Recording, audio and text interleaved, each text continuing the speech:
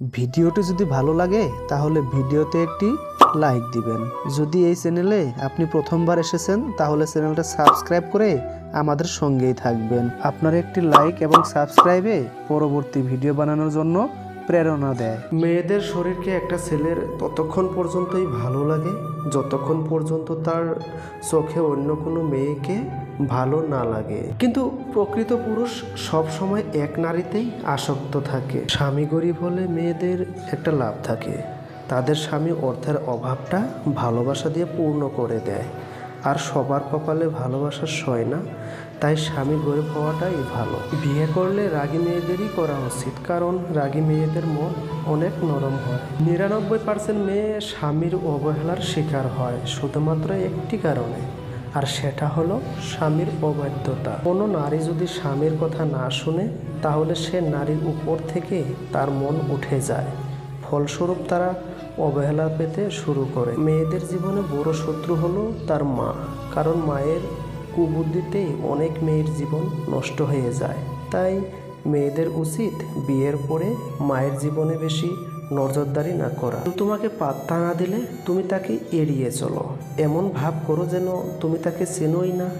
দেখবে সে উচিত শিক্ষা পেয়ে যাবে। মনে রেখো, খারাপ পরিস্থিতি আমাদের যতটা কষ্ট দেয় তার চেয়ে অনেক বেশি শক্তিশালী করে তোলে। কাউকে খুব বেশি ভালো মন্দ বোঝাতে যেও না, কারণ এতে তুমি তার কাছে খারাপ হয়ে যাবে। জীবনে কিছু মানুষ খুশি দেয় এবং কিছু মানুষ শিক্ষা দেয়। মনে রেখো, শিক্ষাটাও প্রয়োজন। কিছু কিছু মানুষের সাথে কথা বলে ভালো লাগে, আবার কিছু কিছু মানুষ আছে যাদের সাথে কথা বললে মনে অনেক শান্তি লাগে। ভেতরটা পুড়ে যায় তখনই যখন ভালো না থেকেও মুখ ফেটে বলতে হয় ভালো আছি। চুপ থাকতে শিখুন, দেখবেন যে একদিন আপনার সাথে খারাপ ব্যবহার করেছে সেও একদিন আপনার পায়ে এসে পড়ে যাবে। কষ্ট পেয়েও যারা চুপচাপ থাকে তাদের যন্ত্রণাটা অনেক বেশি, কারণ কষ্টের আগুন তাদের তিলে তিলে শেষ করে দেয়। সবার উপর রাগ করা যায় না, রাগ করতে অধিকার লাগে যাকে বেশি আপন ভাবা হয়।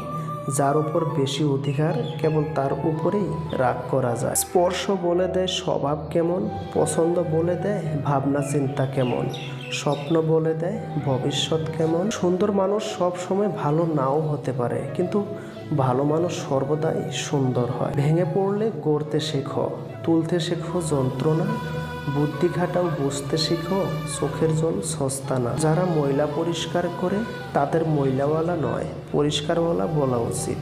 ময়লা তো আমরা করি, তাই আমরাই ময়লাওয়ালা। শুনেছি যে সয় সে রয়, আমার মতে যে সয় তার সাথে বারবার একই ঘটনা হয়। ক্ষমা করতে শিখো, হয়তো অতীত বদলাবে না, তবে ভবিষ্যৎ অবশ্যই বদলে যাবে। 1 বছরে 10 জনকে ভালোবাসা কোনো কঠিন ব্যাপার না, কঠিন তো 10 বছর ধরে একজনকে ভালোবেসে ভবিষ্যতে তাকে স্বীকৃতি দেওয়া। মানুষ যখন কিছু হারাতে শুরু করে তখন একসাথে অনেক কিছুই হারিয়ে ফেলে। বেঁচে থাকতে হলে হাসতে হবে, অনেক হাসতে হবে, এত হাসতে হবে যেন কখনো মন খারাপ না হয়। বিয়ের রেজিস্ট্রি ফর্মের সাথে আরও একটি ফর্ম যুক্ত করা উচিত, যেখানে লেখা থাকবে উভয়ের বাবা মায়ের দায়িত্ব নিতে সারা জীবন বাধ্য থাকবে। নির্দিষ্ট একজনের সাথে কথা বলার অভ্যাসটা খুব খারাপ, সে একটু অবহেলা করলে বড় কষ্ট হয়। যে যত শব্দ করে হাসে তার দুঃখ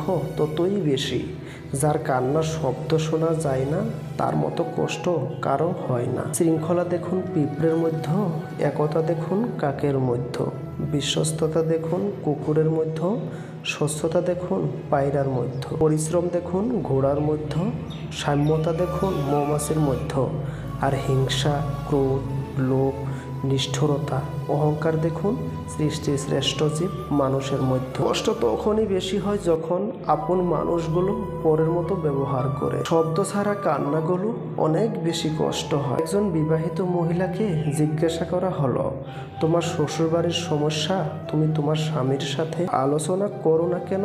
মহিলাটি হেসে জবাব দিলেন, ম্যালেরিয়ার সমস্যা কি মশার সাথে আলোচনা করলে মেটানো যাবে? এই পৃথিবীতে সব রকম অভ্যাস করো, কিন্তু কখনো কারো সাথে প্রতিনিয়ত কথা বলার অভ্যাস করো না।